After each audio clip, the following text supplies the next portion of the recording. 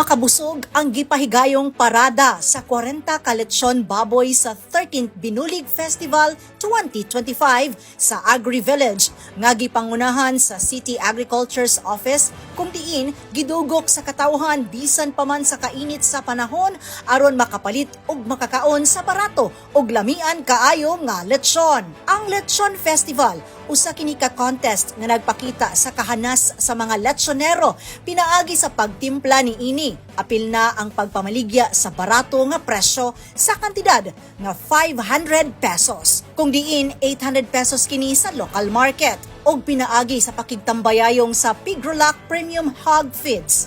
Mas doble sa kadaghan sa lechon karong tuiga kumpara sa niaging tuig. Ang mga lechon gibansay sa mga hurado pinaagi sa kagumkom nga panit, kahumot o aroma, lasa ug ang mismong appearance o dagway niini. Happy kayo mino nga naka-avail mi aning Palechon Baboy Festival diri sa Panabo City. Barato ra jud kayo ang kilo, as in gikan pa manggud mig Davao pero taga Panabo mi.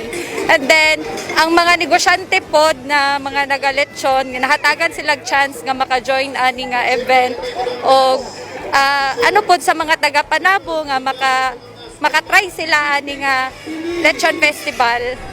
Sa Lechon Festival is much more massive kayo. Kasi for the first time in history, in my experience, first time na ako naka-visit diri sa pinakadakong Lechon Festival. And I'm happy to know that the Binulig Festival is much more cultural than ever diri sa Panabo City. So, by the way, I am also a Dabawenyo who travel here in Panabo. That's so many na mga food choices dire sa Panabo. Matud pa ni Senior Agriculturist Ignacio Paman nga padayon sila nga gahatag og suporta sa livestock aron matabangan ang mga negosyante, ilabi na ang mga lechoneros sa syudad sa Panabo. Atong makita nato ang sakalami sa nato nga competition sa atong mga lechoneros na joy pinaka-best nga pwede na kuan. So ma-challenge mo tong uban nga pagpalamion po ang lechon para mahalin pod pohon.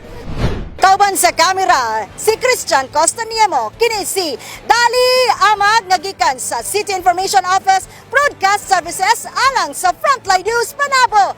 Importante, informed!